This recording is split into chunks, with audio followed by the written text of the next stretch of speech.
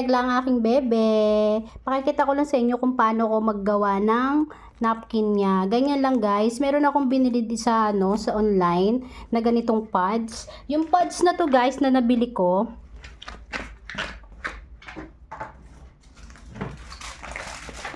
Ganito guys yung nabili ko na pads. Pero hindi siya pang per baby pads. Yung nabili ko na to na pads, ano siya, para to sa underarm. Para sa ating human. Nalalagay to sa damit natin para hindi pagpawisan. Ito yon. Kaso hindi ko na siya ginagamit dahil hindi ko masyado bet yung nabili ko na to. Pero nakakatulong siya yung pads na to sa underarm pagka mga pawisin na tayo. So dahil nga hindi ko na siya ginagamit, ginawa ko na lang siyang napkin ng aking alaga. So ganyan lang ang ginagawa ko. Bumili ako ng face mask. Tapos yung isa nito, ganyan, wag niyo siyang kakalasin. Ginawa ko yung isang extra na mask, kinuha ko lang yung isang gilid niya, tapos tinanggal ko doon, tapos nilagay ko dito yung isang peraso. Ito kasi yung madali na paraan para magawa natin sila ng napkin. Kasi meron kasi, kimisa kasi dinatry ko yung hindi ko pinuputol yung ganito. Kasi iikot kasi guys sa ano nila to sa bewang. Kaya nung nabili ko kasing ganito is maliit, parang pambata. Kaya ginawa ko kaysa masayang dahil hindi ko nga magamit. Ginawa ko na lang siyang napkin ng aking fur baby. Tayo ka, baby. Pakita natin sa kanila. Dali. Tayo ka. Tayo. Ayan guys. Tignan nyo kung paano ko gagawin ha. Yan. Ganito lang yung gagawin natin. Ganito lang yung gagawin. Diba naghati tayo, naggawa tayo ng ganyan. Ganyan yung gagawin nyo ha. Sa inyong ano. Bali, ito kasi. Ito pala guys. Tignan nyo na lang. Pang underarm to. Pero pag meron naman nabibiling gato na pang ano. Pero feeling ko same lang siya. Ayan, ganyan siya, alisin nyo lang siyang ganun. Tapos ikakabit nyo. Sa may dulo ko siya kinakabit dito sa buo. Yung buo yung garter. Ito yung pinakailalagay natin sa kanilang puwetan. O, tayo.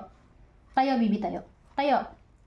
So, ayan. Ito guys, kung nakikita nyo, ito yung buo. Kasi ginagawa ko pala guys, ito.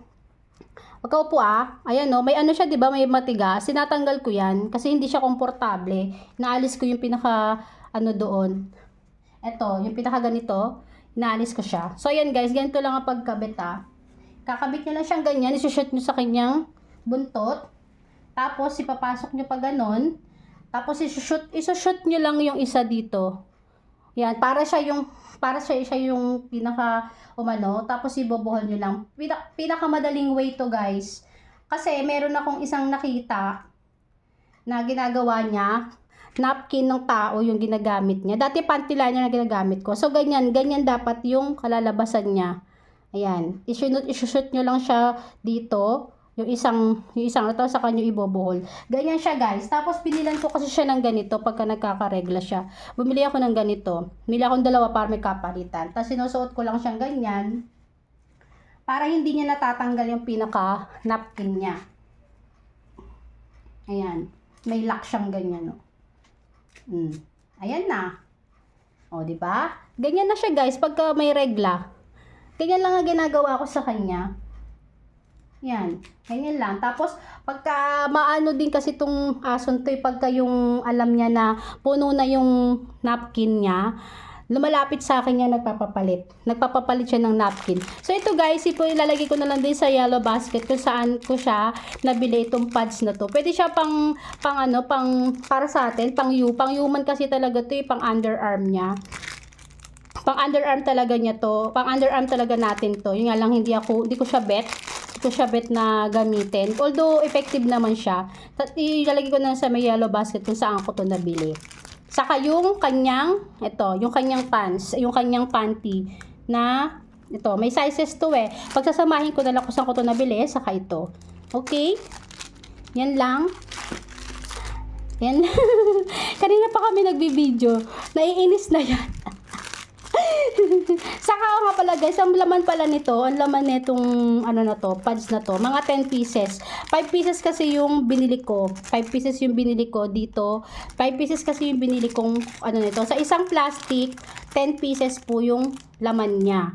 Yan, lagay ko na lang sa yellow basket kung saan ko siya nabili, pati itong panty ng aking alaga, yung kanyang panty.